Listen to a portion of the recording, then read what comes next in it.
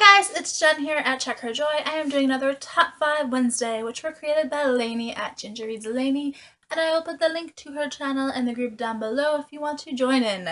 And I am super wound up today. Sorry about that, guys. This week's topic is books you were spoiled for. And first I had trouble coming up with 5 books that I was, spoiled for, because usually it's my own freaking fault. So, I will watch the movie first and then try to go read the book, and it's like, yeah, I know it's happening. Or it'll be like a classic that is just everybody's conscious. Like it's just part of the global consciousness. So the ending of Pride and Prejudice was not a huge surprise because it's a classic that everybody talks about. So obviously I knew who got together with who. But these are the 5 books or series where I was kind of the most devastated by it. And guys, if you want to avoid spoilers, my suggestion is to grab the book, start reading it as soon as you get it, and do not talk to anybody. Because in most of these cases, they have been spoiled. Most of these books have been spoiled for me while I was in the middle of reading the book. Like, you can't tell me what happens in the book while I'm reading it. Ugh. The other part of this is that these are usually my own fault. I know how to use the internet and how to not use the internet. Like, when I watched Doctor Who, from the very first second that starts airing in the UK, I am off the internet until I have watched that episode.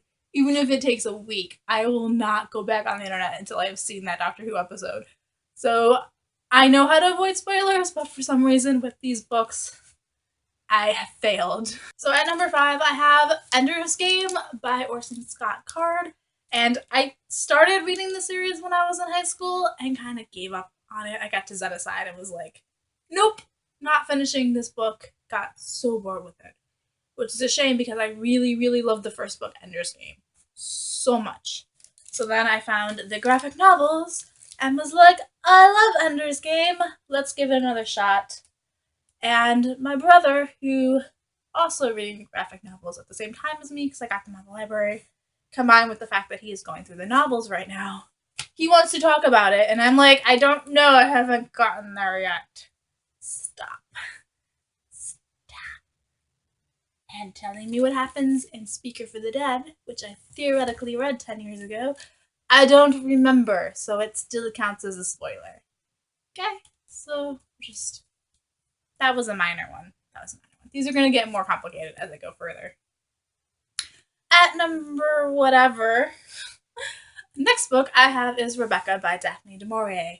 And this one, I absolutely, completely, totally did this to myself on my own without anybody else's help, spoiled this book for me. I got it, I owned the book and was halfway through reading it. And I was like, oh, I'm going to finish the book soon.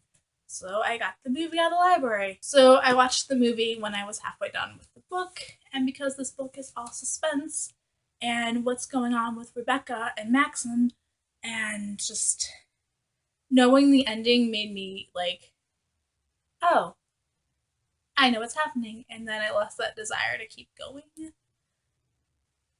It was just really, really stupid of me. I should have just sent the movie back or tried to renew it or something. I don't know what was going through my head. So I went back and finished it 3 months later and was like, okay, finished Rebecca finally. But that one was my own fault. And as soon as I knew the ending, I was like, oh, cool, mystery solved. I'm good. Yeah, I'm an idiot sometimes. Next is the Mortal Instruments series by Cassandra Clare. This is book 3, City of Glass. And this is probably the one that I spoiled the biggest for myself because I read the Infernal Devices series first, which was fine. You can do that. It really won't spoil this too much. But I was all like, oh, I don't want to start reading this 6-book series after it, but I want to know more about the Shadowhunter world. So I read the Shadowhunter's Codex, which is a companion book, which is pretty much explains what happens in this world.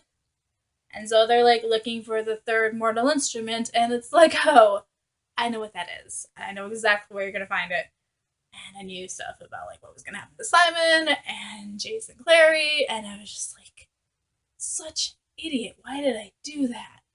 And on top of that, because that wasn't stupid enough, I went on Tumblr. I was like, oh, let's go find stuff about Jam, Will, and Tessa because I love them so much. And who is going to have an Infernal Devices blog that doesn't also have the Mortal Instruments? So, totally have seen all kinds of things about these characters that I shouldn't know yet because I haven't gotten there in the books, but I do because I was on Tumblr.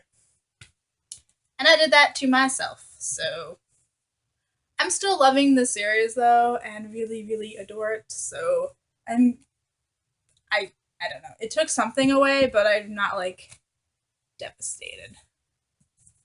Next up, I have Don Quixote by Cervantes, which was in last week's video about the badasses. But I haven't actually finished this book, and the reason why is because it got spoiled for me. I was like 60 pages into this 900-page book, and I was like, all right, I'm going to do this. I'm going to read this, epic book, and it's going to be amazing, and I'll be like, guys, I read Don Quixote, and be able to brag about it. It's a huge book. But then I went to church on a Sunday when I was in the middle of reading this, and the pastor told us an example from the end of this book, and it happened to be the only thing that I really cared about in this book. I was like, no, I was reading this book to find out if that happened, and you told me, and I'm not happy about that ending, so now I don't want to finish it, and this is my TBR for the year, though. I am deciding that I need to finish reading Don Quixote this year, or at least pick it up and try to read it again. But at the time, I was just like, eh.